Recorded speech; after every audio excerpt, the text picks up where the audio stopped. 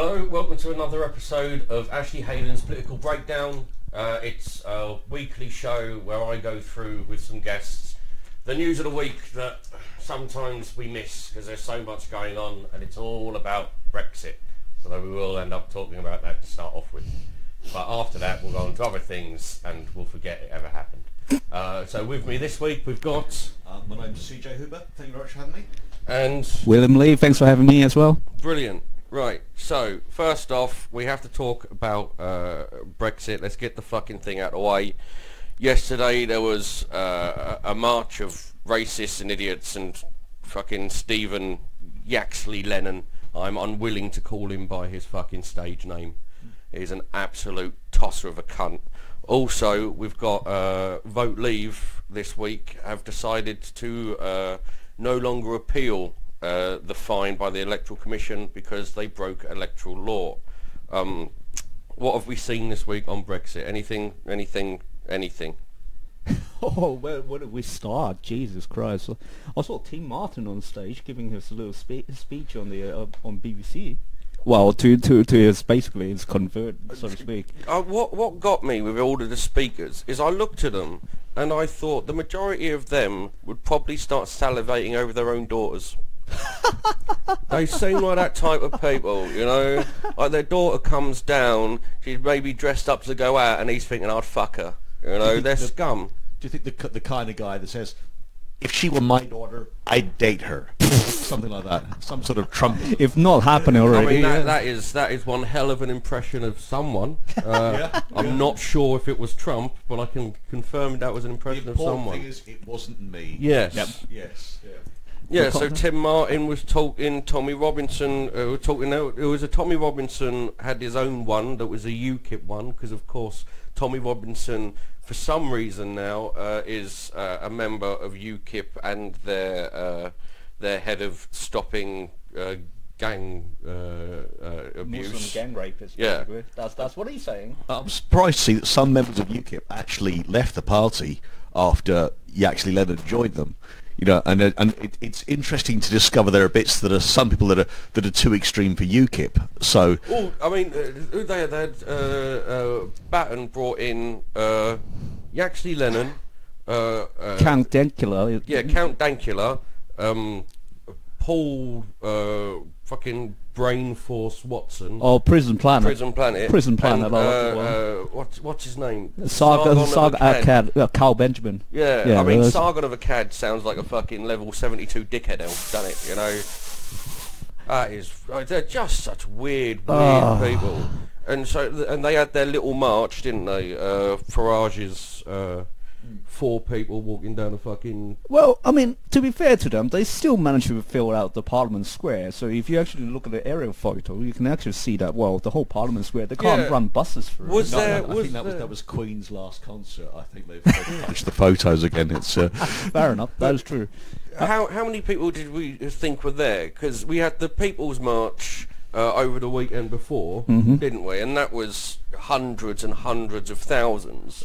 Allegedly a million plus. Million people, you know, yeah. I mean, I've heard a lot of... Something in the language that's used and how it's reported, because, I mean, even the BBC at some point said over 1 million there for the People's March. For the Leave March the other day, people were talking... I mean, it started off with sort of tens of thousands, and I saw one report saying hundreds of thousands. Which I think also means licorice all sorts or something. Yeah, you would have to count people fucking 100 times each for there to have been 100,000. George, these levers all look the same to me. How do you count? Well, that's the thing. Like, levers technically is not the same, because like I think someone made a comment on my Facebook the other day. It was saying that, you know, he was there and, well, not as a lever. I want to emphasize that point. He's remained himself, but he was saying that's his observation. Yeah, I mean, there's nothing wrong with being. There's nothing wrong with voting Leave for still believing in it. It's silly because there's no facts to back you up, and you've been conned by rich people who don't give a fuck about you and put you into a fucking workhouse. I think there's nothing wrong with being it. I think there's nothing wrong with voting Leave like 3 years ago, but objectively speaking, after like 3 years of this shit that's been going on, you've got to ask yourself, is this what you actually voted for? Like you know, I'm pretty sure most rational people just say, it's a fucking mess. Oh yeah, because what we're missing is everything else that's happening. Yeah. The constant stream of news that goes on. Like this week, we had the poverty figures come out. And you had we've got an extra 200,000 children in poverty. Yeah. It's gone from, like, I think it's 64% to 71% of all children in poverty are in working houses.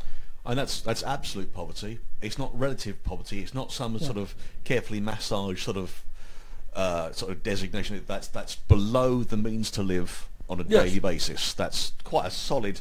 I mean, absolute poverty is real struggling to live, struggling to survive. It's not some kind of... Yeah, we've got millions of people in poverty. Food banks going up and everything else, but we've still got fucking Brexit.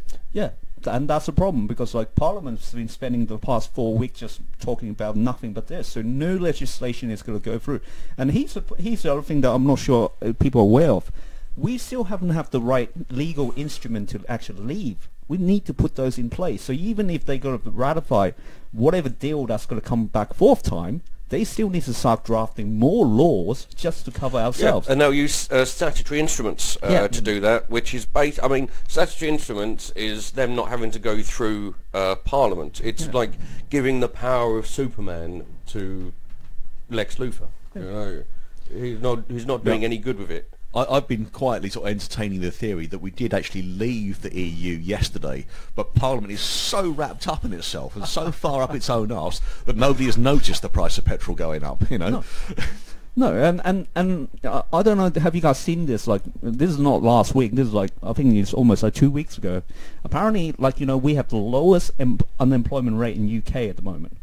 Apparently it's dropped really low. I need to fact check this. Like, but it's a very low figure, because they were saying, like, was it 5% or 4% or something like that? We're anything under 5% unemployment, the government take it as zero. Yeah. But one of the reasons we've got such low unemployment is because if you have a look at who they consider to be employed, you've got people working. You have to work a minimum of 1 hour a week to be employed. Not even that. You can be doing training for free, and they'll consider you employed. Yeah. And they do not count people who are disabled and on incapacity benefits for unemployment.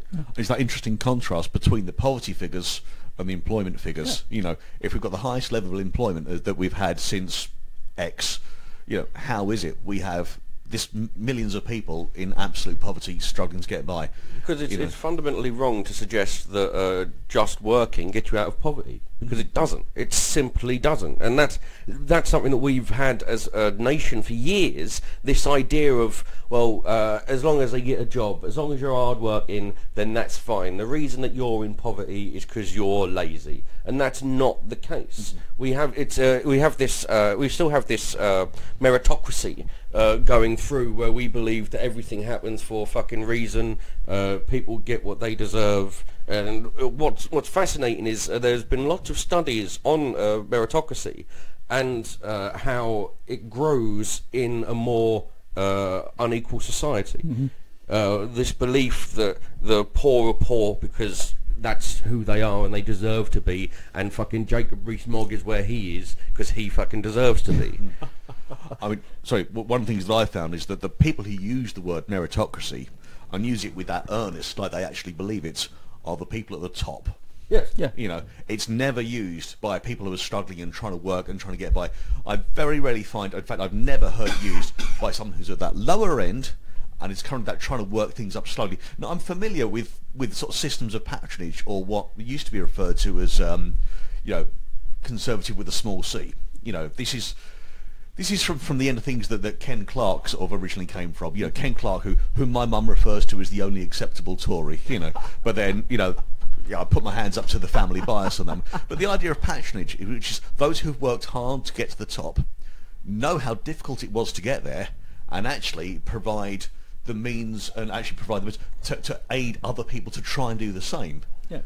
But the basic fundamentals of economics, which is that you've got finite amounts to go around.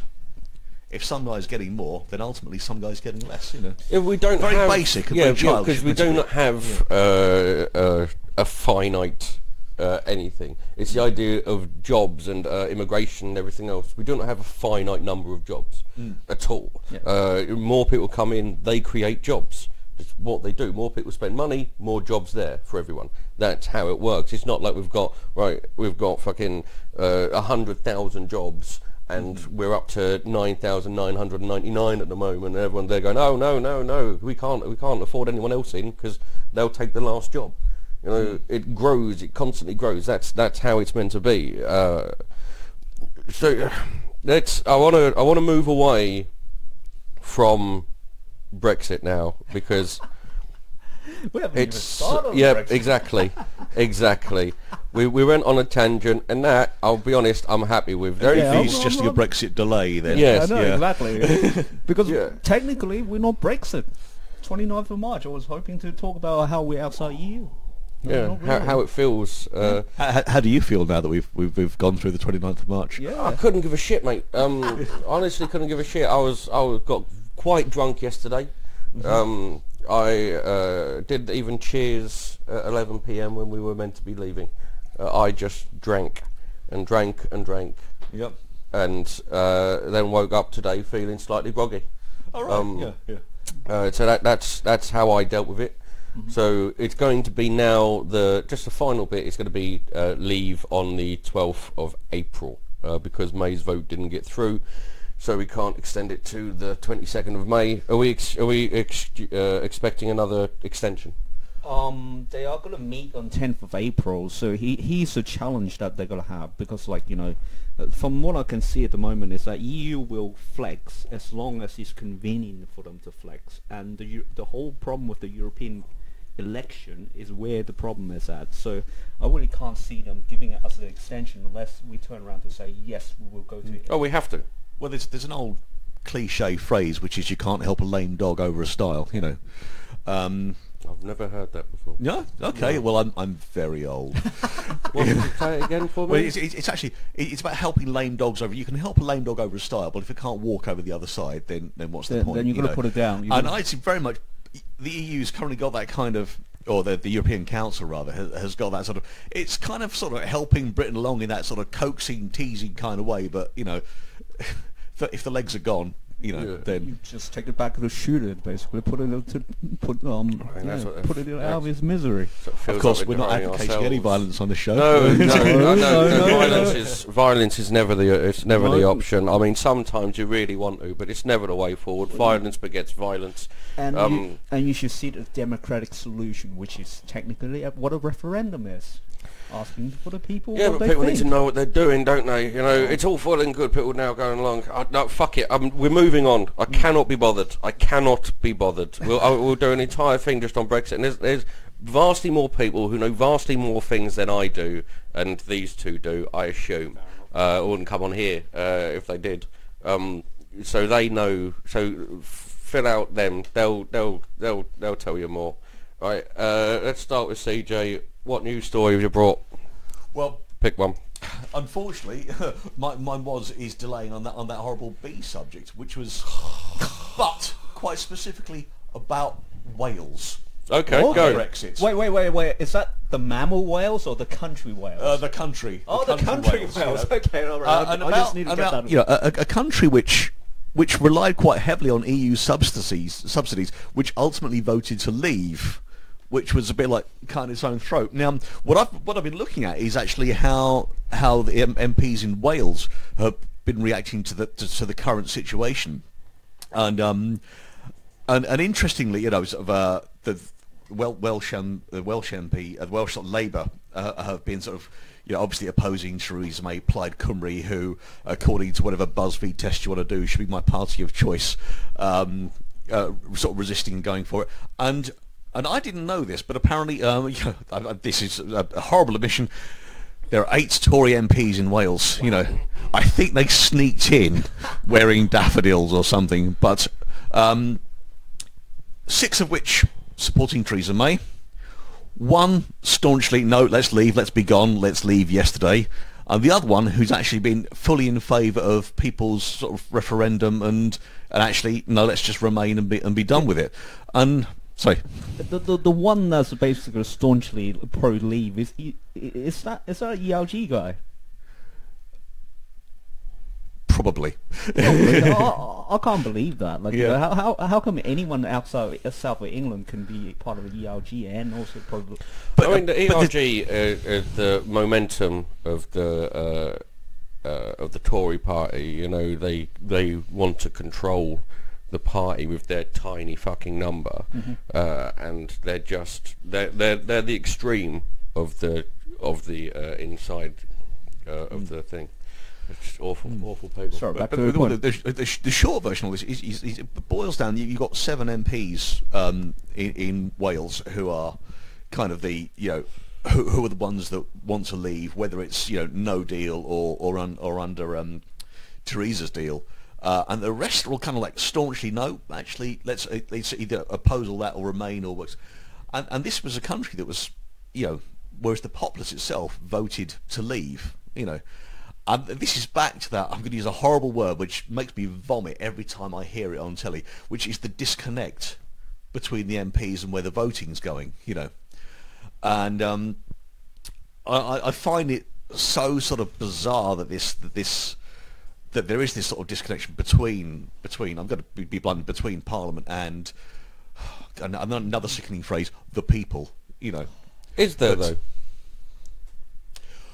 Only in as far as you can see from how people voted in 2016 and what... Yeah, that was 2016. And what the MPs within Wales are currently doing. And that's the thing. You've got a temporal divide as well as what appears to be a divide in opinion there. Yeah, but I mean, then you look at the election in 2017, and people go, "Well, 80% of people voted for parties with that were both saying we were going to leave." I would look at that the other way and say that no one got a majority. Yep. No one got anything. To suggest that any part of the manifesto was of use. I mean, Theresa May turned in that manifesto. They had dementia tax. You know, and no one's clamouring for them to do that. Although dementia tax is a fucking great idea, brilliant idea. Because who do you tax? People who forget about being taxed. That's who you tax. You know, you can tax them 4 times in a fucking week. Yeah. Did I pay me tax? No. Pay again. Pay again. Go again.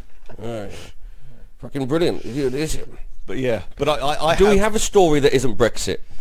I do. Thank you. No offence, CJ, but I mean, we've been going for what, 20 odd minutes, something like that, and it has only been Brexit. Well, I was and it's looking killing quite me. specifically at a Welsh Brexit, or as I like to call it, Rexit. You know, that's my pun for the day. That's finished. That's out of the way now. Can we add a drum beat onto that?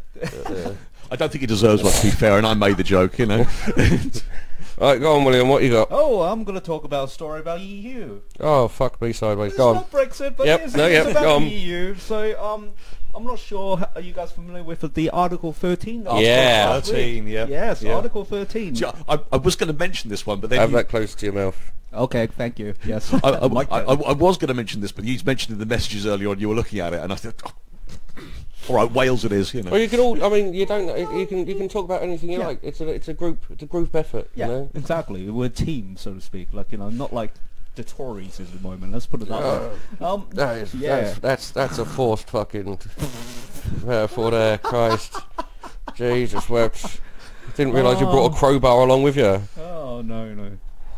So let's give a background on Article 13 because like we can't assume everyone knows what Article 13 is. So essentially, the EU has passed a copyright law. Now, if you know about the internet, there's copyright is an important thing. So what the Article 13 now states is that if a piece of content is copyright, so like, you know, for example, like a music, a joke, and that sort of things like that. So it's up to the guy who hosted that content to make sure that that piece of content is used for legal purposes. So, you know, the whoever holds the copyright has given permission for the content provider to publish that particular piece of content. So the EU directive has basically said that, you know, it's up to, for example, YouTube to make sure that a piece of video that they put on there is legal. Who are you looking at, by the way? Oh, camera. Sorry. Yeah. Okay, We're sorry. here. All right, sorry. See, both of you looking at the fucking camera, like, what the fuck is this? This isn't the news. I'm here, you bastards.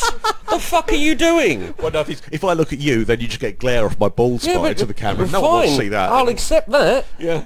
Ignorant bastards. I invite you onto my fucking show. You're there staring down the pissing camera like this is fucking Channel 4 News, you knobheads. I'm here. This is meant to be a chat between us three, you pricks. I didn't think you wanted just to come across as sycophantic. You know? Yes, literally You're not Corbyn. Literally that. I want you to have a chat with me. That's why I fucking brought you here. If I wanted you to fucking stare at the camera for fucking a half hour, staring down at them, I would have put the camera at your fucking faces. We don't have to do anything else with that as well. Good For the first God. time in politics ever, Yes. Ashley, I'm wrong. Yeah, I know you are, mate. You don't need to tell me. And I'm sorry. Yes. Whipped in heaven. Now tell me about fucking Article 13. Yes, Article 13. So essentially what YouTube's supposed to do is that they're supposed to check and say, hey, that video is actually, like, you know, whoever owns the copyright, allow it to be put on YouTube. And if that is not the right, the EU is basically saying, YouTube, you've got to take that piece of whatever content it is down. Yeah, That's it's essentially Article 13. it's it's the European Union directive on copyright in the digital single market, and they love a single market, don't they? EU love a single market. Legislation and rules. Yeah, the Article 13 bit is the bit that they are having controversial, because I mean, what's interesting about it is the EU are putting this in for copyrighted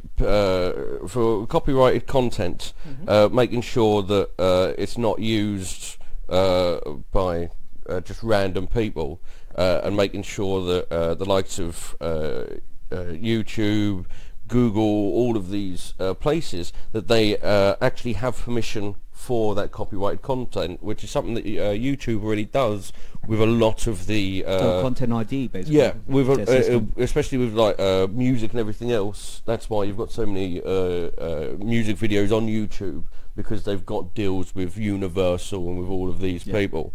But what will be interesting, because they're calling Article 13 the meme destroyer, aren't they? Yeah, and this is one of those.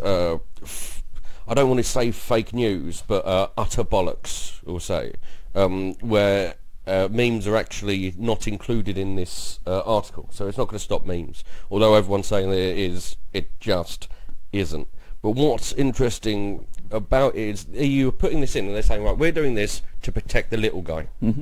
We want to protect the little guy. However, what's going to happen is that they're going to have some form of probably upload filter that Google's going to end up creating. I think they already have created, that they're going to end up selling, that they're going to Google, YouTube and everything, they're the ones who are going to make all the money, and the little guys are going to potentially get fucked and have to shut down, because it's you have to hit 3 particular criteria to not be to not have to do this, and it's less than 10 million euro a year turnover. Less than 500,000 unique visitors a month. And the other one? Less than 3 years in operation as a platform. So basically most things are fucked. Yeah, absolutely. Most like, you know, and people just automatically think, well, you just must be Facebook, YouTube, and Twitter, and those sort of things like that. No, like, you know, for example, if you host a site that's got content on it, you know, especially if it's like Funny or Die, for example, it could be one of them. Patreon is actually one of them. Yeah, because, like, you know, it's got, as long as it's got something and someone else watches it, you are part of this legislation. But with Patreon, will they? I mean, for Patreon, I think it will be quite easy, as long as the people who are they're looking for money are doing their own content. Because if they're doing their own content, like news page or anything like that, or even like this has nothing to do with the copywriting, because it's just people sitting down. We don't have fucking Kylie Minogue playing in the background, you know. Although we could do. But here's the thing, right? So, we're all comedians here. So we in comedy we have a website, industry website, Chortle. Yes. Chortles fall under this as well. Yeah. So, like, and we all know that what Chortle is. Chortle is essentially just one person running the website. I know, but potentially that'll mean no more Paul Fleckley reviews, so I don't All think we the can take that one-star as a bad thing. Well, yeah, so if you got a one-star review that you want to take down, Article 13 works in your favour, actually. Just say, no. I'm really glad we've got a positive news story out of this, you know. Although, like, I will say, though, Chortle, those sort of things will not fall foul, because one of the exemptions is that if it's a review, it's exempted. So and if it's if the content is used for parody, satire, something like that, then it's exempt from that as well, which is why memes will be fine. But the problem with that sort of approach is that it comes down to how you enforce the legislation. That's where the problem is, because the onus will be up to Chortle, in this case, Mr. Steve Bennett, to go and get a lawyer and say, actually, I'm doing the right thing. This is a proper review. But that's the thing with Article 13 as a whole. It doesn't say how it should be done. No. It's just saying, well, we want this. Yeah. And YouTube, Google, Facebook, and everyone have gone, but how? And I suppose this is a criticism of a valid criticism of EU, because they're coming up with this sort of legislation saying this is supposed to be the way to go, but there's never thought, and no, I'm not going to level this only at the EU. It's any sort of public service government and things like that. They will come up with a policy. They say this is the policy, and then you just got to have a bunch of people just try to figure out how do you actually work this policy. And the issue is always sort of interpretation and enforcement, and it's when it falls down to those little sort of local levels. I mean, this is almost that sort of macro equivalent of the I'm posting this on Facebook so they can't copyright my content or otherwise. That kind of, we've all seen it, but it's they're idiots. Yeah, absolute idiots. And unfortunately, on a macro level, when you get something like Article 13 with people that don't necessarily fully understand it, maybe because they weren't the ones who wrote it, then trying to enforce that without that full level of understanding, and also then communicating that as well. Are we at a point now? I think even more than we've ever been, where we've got the worst politicians that there have ever been everywhere. I think, this is my opinion in a way, I think the best and brightest mind of the human race is not in politics. I think the best people don't want to go into politics, and we are just reflective of that at the moment. Is this back to the best person for the job is the one that wants it the least? Most likely, yeah. Yeah, and that's going to be my last cliche of the afternoon as well.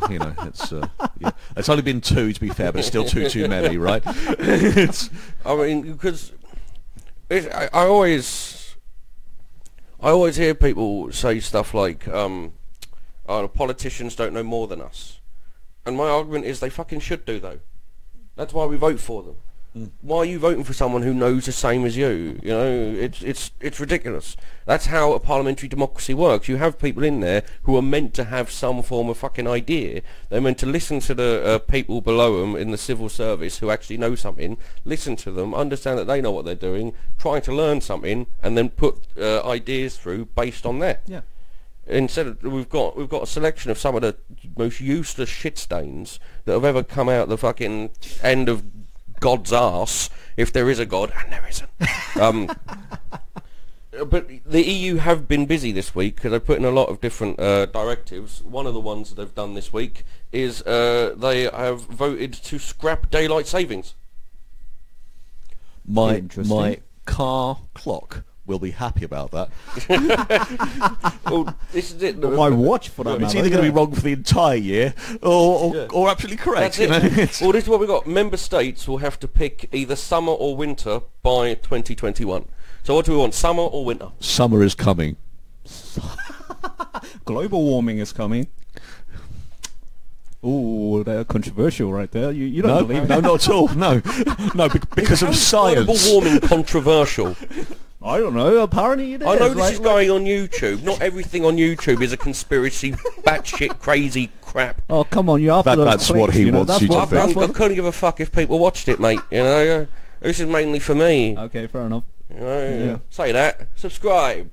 So I don't even know what that means. We'll do a quick poll here. So winter or summer? Who's for summer? Well, I mean, what the issue will become is if we do summer, then would it not be darker for later in the morning if we move over to summer? But if we move over to winter, then it will be darker earlier. Or am I? See, this is the problem, because we've got the clocks changing again tomorrow, isn't it? The 31st, Yep. and so they're going into the summer stuff, which means that it will be lighter for later. But here's the thing, though. Like, you know, the daylight. Am I right? No, that's No, that makes sense. Yeah. But, I mean, here's the thing. Like, you know, the problem is that the EU stretch all the way from the Arctic all the way down to basically Greece. I think Greece. Well, technically, if you stop counting like Canary Islands, those sort of EU territory in the south of the equator, like, you know, you stretch all the way down to close to where the equator. What about Is the Spain lower than non? Greece? No, I think Greece is lower than Spain. Greece is lower than Greece is lower than What Spain. about the but non- Canary Island technically is lower than everybody else. So The non-EU countries that happen to be next door to EU countries. So like, you know, you still going to get daylight saving in Norway, I don't know if they do daylight saving in Norway. or is it just night well, always? Technically, Norway is not EU though. Well, they, Yeah, I they know, do have to but the comply countries with next EU door are. legislation. Yeah, you but know, it's- the I rest mean, of it's not- Scandinavia is. Yeah. Yeah, I mean, I don't know is the answer to that. Yeah. I don't know what. I came here for the answers. Yeah. I mean, I can look. I've got my phone. Let's find out. You two carry on talking. Would you like a non-EU story? Well, I want to solve the daylight saving saving first. issue. Would you like a quick non-EU story? Okay, fair enough, go on. But this is something I was looking at, which is talking about Purdue Pharma and the Sackler family, which American family producing OxyContin that have recently been fined. I'm just trying to find the figure. Actually, find a record amount for producing OxyContin, which it turns out is an addictive painkiller, I believe, and they've been fined millions for this. Wait, My researchers will come back to you with the exact figure shortly. why are they fine? Why is it not illegal? Well, the Sackler family, I believe, are arguing that they refuse to acknowledge that, or they allegedly refuse to acknowledge that it's addictive, but the pharmaceutical powers that be in America have said no, this is addictive, and loads of people are now addicted to it. But the bit that I was going to get to make it more local is that this has obviously brought some disrepute in here. Now, the Sackler family are quite heavy patrons of the arts, and organisations like the National Gallery and the Globe and people like this have all received sort of funding from the Sackler family. Oh yeah. And now, with the risk of turning into an episode of The Moral Maze, is that kind of, well, a lot of that money has now come from this dubious at best drug, you know, and its marketing, because it should clearly state that it's addictive if thousands of people in America are now addicted to it, and yet, you know, so where do these people say, what do they do with the money? You know, do they hang on to it, or do they say, well, okay, it's come from a negative source, let's turn it into something positive by having more productions of... Yeah, you keep the money, and you don't accept any more. That's the answer for You just draw the line, yeah. Yeah, you just draw the line. Yeah. Once you found a reason to not accept the money from someone, be it the charity from fucking Jimmy Savile, Because everything else, you don't hand back the money. Use the money for good, but you don't accept any more money. the legal term is whether that money is accepted in good faith or not. Yes. Yeah. So if you accept the money because you're not aware of what it was, unless, like, you know, it's like mass murdering, whatever it is, then if you're in the capacity to give it back, then you should give it back. But if you spend it, you shouldn't really be held accountable for spending it. Oh, no, I don't think there's that's any okay. question of holding the National Gallery or the Globe or any of the... There's no question of them being held accountable. I think this is actually like an internal kind of, you know, well, not being comfortable having received it. But again, you can still use it for something positive, you know. Yes, certainly. Yeah, you can. Yeah. So yeah, EU has nothing to do with that at all. No, actually. delightful. Norway does use daylight saving. I assume they'll probably look to So the days will go from 4 days the long to 5 majority days. the majority of Europe use daylight savings from the little bit I've read there. So that's that. So winter or summer for you? I'm going to go for summer because I like the light in the evenings. I'll go for summer as well. Yeah, the light in the evening's nice. I And look to be forward honest, to the referendum on that. Well, I'm going to say in 3 years' time I'm going to change my mind. Yeah. And want winter back. I mean, you can do that. We can change it all the time. You know, it just means we're going to lose less and less time, and eventually we're all going to die. I believe that's not because of daylight saving. No, so no. I believe in immortal till proven otherwise. I look forward to proving you wrong. Yep. I feel like that sounded like a fucking threat, didn't it? Christ. I think at least half the Rolling Stones are testament to this so far. Yep. Mick Jagger. That's true. Well, it turns out if you're multi-millionaires, you get to live longer. Who knew? Good God.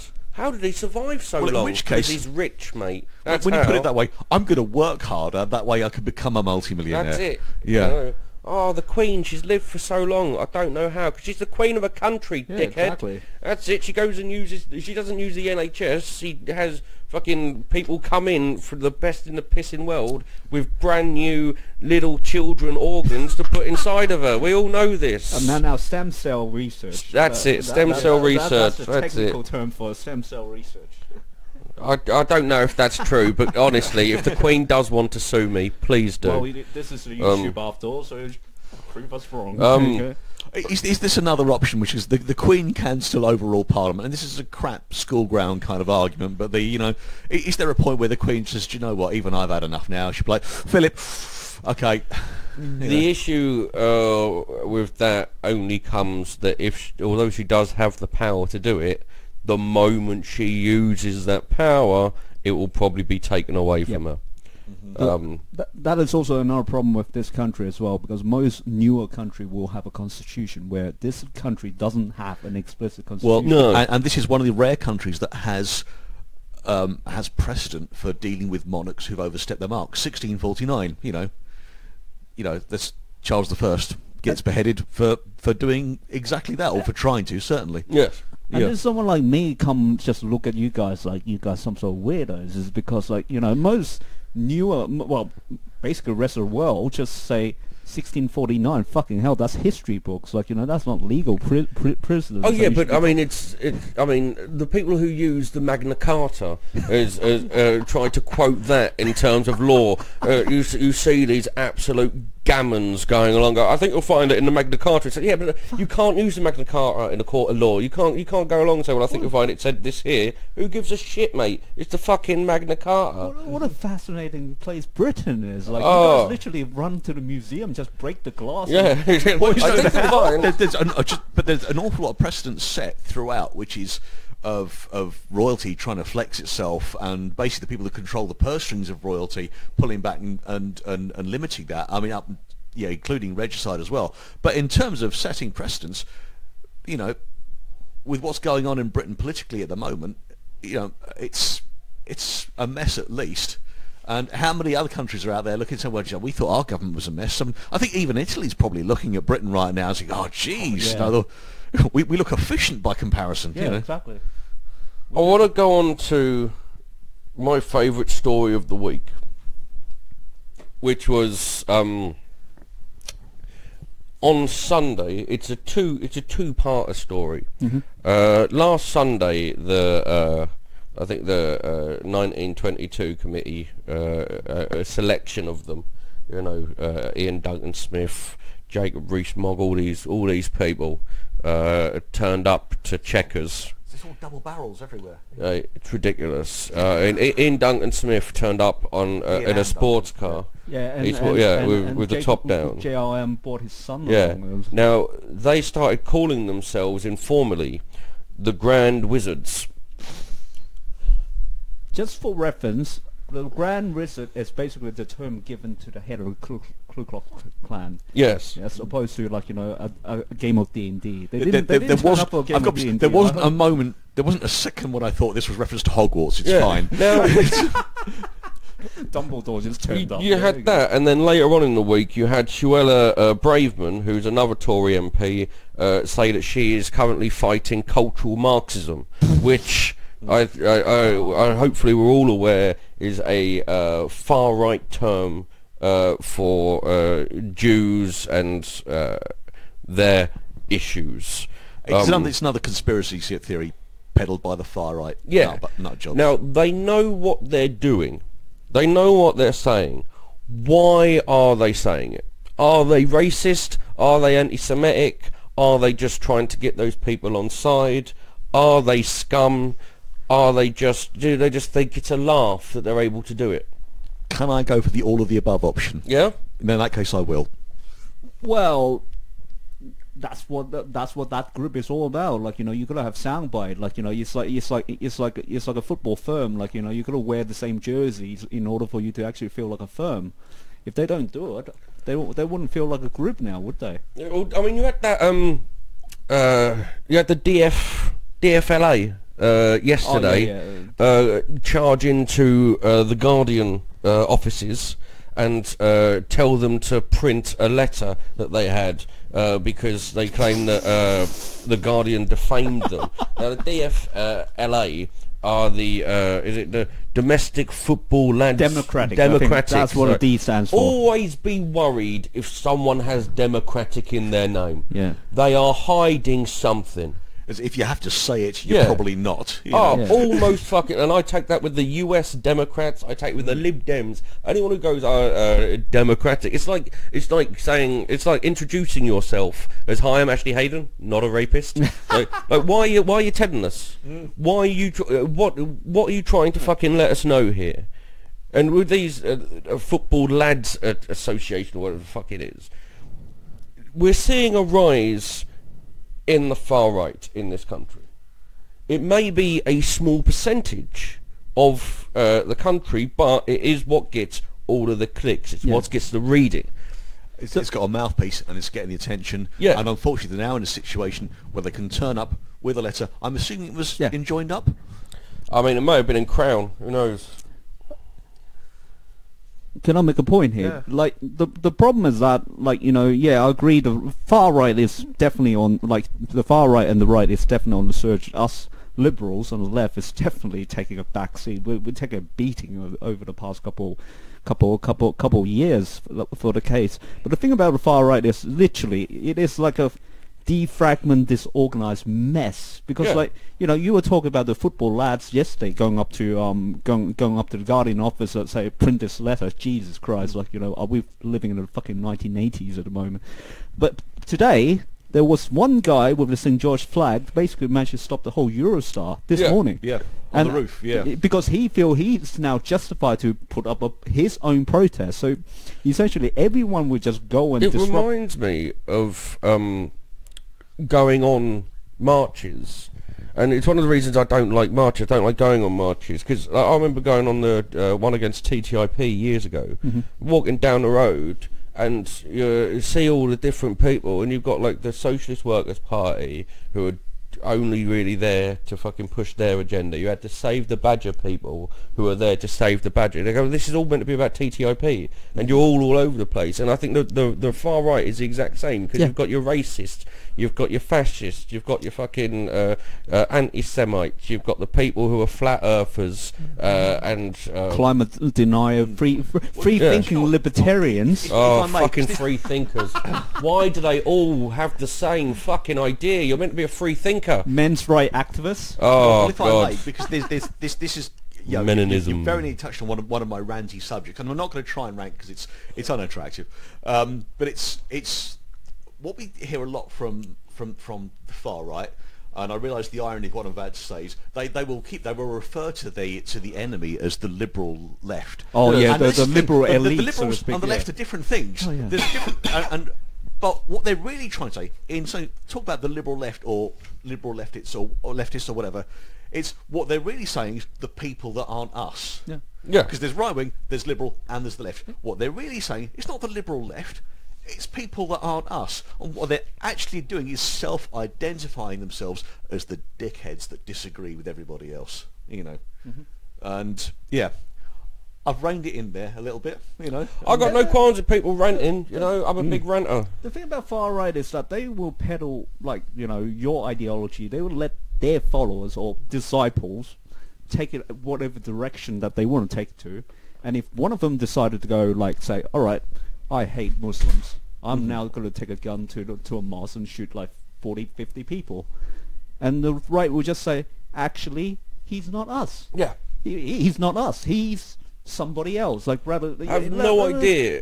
Yeah, they have absolutely no idea, or no responsibility is ever taken about what they say, what they push, and it annoys me with all of these ones who claim to love free speech, and they're not the ones who have forced these mad bollock to do things. They're not going along and they're not saying you should get a gun, you should go to a place of worship and you should gun down all of these innocent people. They're not saying that.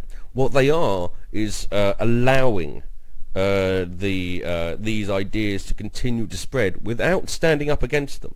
They never go. No. These far-right nut jobs, be it Tommy Robinson, be it, I mean, for me, I think that Jordan Peterson is on that side. I think that, but same time, I think that Jordan Peterson he would be very good in like the Deep South in the 70s. You know, that's it. He's a Christian fundamentalist. That's all he is. He doesn't believe that you can give up smoking without the intervention of God. He's a fucking lunatic. Okay, I didn't read that particular part. He continues to take photos with these far right nut jobs. Never, and anytime he's asked, "Oh no, I don't agree with it. I don't think any of my supporters are the far right." And then you'll see him with a photo there with standing next to someone who fucking has "I'm a proud Islamophobe" on his fucking t-shirt. And fucking Islamophobia. These people go, "Oh yeah, I'm Islamophobic because how they treat women." And you see these people like, mate, look at you. There's nothing in your history where you've ever treated a fucking woman well. Yeah, ever. It's not like, the thing is, it's not like that guy would then goes on a women's right march and saying, oh, no, actually, I'm unbelieving women's rights. They hate feminism. Yeah. Absolutely fucking hate feminism. They're going along going, I don't like how these people treat women. Also, women shouldn't be allowed to vote. Like what? I mean, you can't have both sides. I mean, that's the thing, like, you know, a lot of people, and that there's a criticism both left and right, is that you believe in something, you go out and believe in an ideology, then after the fact, you will find whatever it is that you want to find to substantiate that particular belief. Pure confirmation bias. Everyone's a cunt. Yeah. I've been saying this for so long. No one's listening to me. It's ridiculous. The left and the right, these whiny shit stains who go onto the internet and go, right, this is my opinion, find me something that will back it up. Done. You know, look at this. The classic case is like, you know, the back to Brexit leavers. Like, you know, where do you manage to find WTO? All of a sudden, they're all experts in WTO. Oh, Article 24 of GATT all of a sudden turned up after 3 years. Like, I think we find everyone's experts in the bits that help them and not the rest, you know. And this is the classic thing, you know. They're not even experts in that. They can go and quote an in-depth particular bit, but, you know, part of my background, I used to do criminal investigations for a living. Yes. And the golden rule of any investigation is, where have I messed up? What have I got wrong? What have I not seen that undermines my argument? Because if you get to that point where you're under that level of scrutiny and somebody suddenly produces the bit that you've either willfully ignored or not looked hard enough to make sure you've covered everything, the phrase beyond reasonable doubt is used. And it's a really, it's fundamental in our law and justice, but also, shouldn't it be fundamental in politics, or at least as close as damn it as we can get to it? Well, let's put it this way. It should be a fundamental principle of life. You should really have your view challenged as much as possible. Never rule out the fact you might have got it wrong. Yeah. I mean, it annoys me that we live in a country of idiots, but they're so willing to say, oh, listen, I may not know anything about it, but I will give you my opinion. And I'll be honest, this is the fucking same thing. This is the exact same thing. This is what annoys me. This is exactly what we're doing. None of us are experts in anything. We're chucking away our opinion. And I understand the hypocrisy. But fuck it, you know? I'm funny. It's fine. That's the difference, you know? I put in a punchline once in a while. You can be an idiot if you're funny. Write yourself a fucking 5 minutes on how WTO is going to help you. But then you're not in a position of moving towards, like, you know, I want to be in power, so to speak. I want to have control over people's lives, and you know. Oh good God, me being in charge of anything would not be fun for everyone else. So hang on, are you the one who least wants the job? Then you should be I happy. believe that everyone wants a totalitarian society as long as they're the one in charge. I think that's just fundamental. It's the question: what would you do if you were in charge for the day? I'm all in favour of a really, really nice dictator.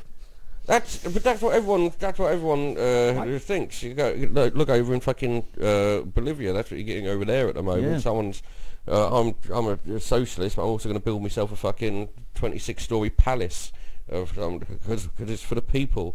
There's no good. We can't have heroes, and we shouldn't have heroes. It just shouldn't be allowed. Right, we got any? They will only disappoint, Mr. Corbyn. Yes, we've got to have a dig in there somewhere. Sorry, it still hurts. I saw a story that's fun about the NHS, and from April 2017 to March 2018, there have been 7 crocodile or alligator attacks that they've had to deal with. Did they fly to another country with the alligator there and have to come then back? get bitten in Australia, so we'll take you to the hospital. No, I think you'll find I only do the NHS. Thank you. Did they not have travel insurance? Is that the issue? Well, how did they, like in this country, how did they manage it? Did they jump into a zoo? Because if they did, they deserve to be eaten. Yeah. Where did the Exotic Pets Act come in? Can anyone remember that? It wasn't 1649, I know, but it's, it's not a clue. Not a clue. Well, I'll find that response. You can maybe stick it in another episode if anybody actually cares. Yes. Next time on CJ's. But I can't grasp how stupid you'd have to be to look at a crocodile and go, "I'll pet that." Yep. Absolutely, because that's the thing, like, with technology, how we expanded the world nowadays. Like, just because you're not articulate enough to do anything, you can do everything. Like you can be the biggest moron in the world, but you can air travel around the world and be the biggest moron around the world now. I don't think that they've gone to a different country, got bitten by a fucking alligator, and then come back here. Yeah. It's bitten by an alligator or a crocodile in Britain. Yeah. Yeah. No, well, that's my assumption. I mean, the rest of it, like fucking go to France, go to their zoo, and then jump on the fucking Eurostar to get back. It just makes no sense to me. So I assume it's from attacks in this country. Attacks in this country, yeah. Could be. No doubt done in cold blood. Oh, Christ in heaven. Right, we're nearly done. Yeah, fucking hell. I've got one kind of, and finally, we're not be close, but I also got a positive thing. All right, yeah. Well, mine was the yours story. First. Right, mine was the story I saw about a cat that had been asleep in the wings of a microlight, woke up while it was in the air, and if you look, there's actually the video footage of the cat waking up, walking along while they're up and about flying, and all of a sudden the pilot and co-pilot suddenly realised there's a little cat sitting up there, a little black and white cat. Sitting quite comfortably. Cat's absolutely fine, by the way, and they didn't find out if it lands on its feet. They actually just sort of took it down. It's all good. Oh, that's so good. The cat is okay, but but the cat just looks so cool, unfazed, relaxed. Kind of, hey, I'm up in the air. I'm having a great time. Wonderful stuff. It's never know. What's your story? Die. So London's been named the best destination on 2018 by TripAdvisor. That's going to be a positive thing. In 2018? In 2018, yeah, when we was part of the EU. And the thing about this award is that rather than vote by a bunch of experts, what they have done is that they just accumulated all the user ratings and see which one's got the best rating. And then they decided that London is the best place according to this. Well done, London. Yeah, it's nice that everyone can come over to London and have a good laugh. And let me read out the UK list, because apparently they managed to do it for the whole UK. There's like a world list, a Europe list, and then there's the UK list. And here are the top 10 destinations according to TripAdvisor for UK. So up the top you have London, second city, Edinburgh. Which is fair enough. It's a nice place. Edinburgh is lovely. Edinburgh is lovely, and I say it all the time. It's not just a massive hill with a big gun. So he's where is still all right for the next couple of ones, and then start getting wacky after that. So coming in third is Liverpool. Yeah. Okay. Fourth is Glasgow. It was City of Culture recently, wasn't it? Yeah, they were. Yeah. And then fifth is Belfast. Okay. Sixth is Bath. I mean, you're literally just reading a list now. Yeah, seven This isn't exactly. Okay, where are the unusual ones? Oh, Because they all seem fine so far. so eighth is York. Yeah. Yeah, Ninth that's- is Manchester, and then 10th is Jersey Channel Islands. Oh, Yeah, very that's all nice. good. Oh, it's all good. Yeah, okay. that's all lovely. Yeah. Right. Fair enough. delightful. I'm just being foreign in this case. So Yeah, Well, I mean, no, you- I'm a little offended that Birmingham didn't make it in there, but you know, or Milton Keynes. I'm quite defensive of both cities now. Or I city mean, and I went town. to Canterbury, and that seems to be a nice place. Oxford seems to be a nice place as well. So there are lots of nice places. I think is what we're coming to. Come Yeah. visit London. Yeah. And fuck off. Right. Sorry, that we're wasn't done. that wasn't So a massive punch to end the no, show. it's not. Don't worry. I've got some stuff. Final pieces of news to go through. The Independence Group are now a political party calling themselves Change UK, or CUCK for short. Isn't that great? I understood that fucking reference. Beautiful. Yep. Um, Jokes outrageous. You had yourself. the NASA spacesuits, where there was meant to be the first time all-female spacewalk, but however, astronaut Anne McLean realised that the medium spacesuit fitted her better, and so they had to take someone else because they only had one medium suit prepared. And apart from that, there's been a new EU resolution because they have been busy, and it is called for action to tackle structural racism, but unfortunately it's a lovely thing, it's non-binding, so probably nothing will fucking happen. Indicative, at least. Oh, it's something. Well, I want to technically- thank William Lee and CJ Hooper. Thank Thank you you. very much for having Thanks us. very much. Thanks so much for having me. Bye. See ya.